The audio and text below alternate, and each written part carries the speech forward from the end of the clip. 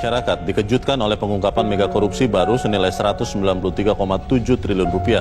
Kejaksaan Agung menangkap 7 orang tersangka, 4 orang para pemimpin anak BUMN Migas dan 3 orang dari pihak swasta yang diberi amanat pengadaan BBM dalam negeri. Namun produksi BBM justru dipermainkan. Anggaran pendapatan dan belanja negara dijebol para pelaku hingga hampir 200 triliun rupiah. Seperti apa modus kejahatan korupsi ini dilakukan oleh para pelaku? Apakah para bos BBM ini bisa melakukan tanpa backing siapapun? Siapa sebenarnya dalang di balik operasi para bos BBM ini? Pemirsa, inilah Top News, segmen Top Ekonomi bersama saya, Leonard Samosir. Dan pemirsa, inilah modus para bos BBM mempermainkan anggaran negara hingga 193,7 triliun rupiah.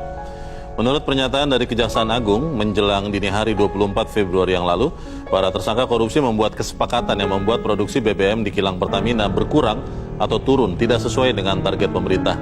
Caranya, bos kilang minyak Pertamina menolak minyak mentah produksi sesama anak perusahaan. Alasan penolakan adalah karena minyak mentah yang diproduksi mahal dan tidak memenuhi standar. Dampaknya jelas, pasokan BBM di dalam negeri pun berkurang. Setelah merekayasa situasi seolah Indonesia kekurangan BBM, aksi jahat mereka sukses memaksa pemerintah untuk membeli minyak atau mengimpor dari luar negeri. Impor BBM dengan kadar real octane number atau RON 90. Kejahatan para tersangka koruptor tidak berhenti hanya sampai di situ. Selanjutnya mereka bersekongkol mengoplos BBM dengan RON 90 seolah-olah menjadi BBM dengan RON 92.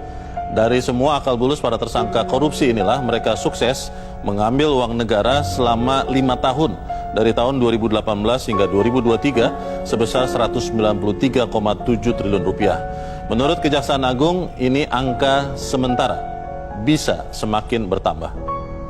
Menurut Kejaksaan Agung, korupsi berjamaah uang negara sebesar 193,7 triliun rupiah ini berasal dari yang pertama adalah kerugian ekspor minyak mentah dalam negeri, yang kedua kerugian impor minyak mentah lewat broker, yang ketiga kerugian impor bahan bakar minyak melalui broker, yang keempat adalah kerugian dari pemberian kompensasi serta subsidi.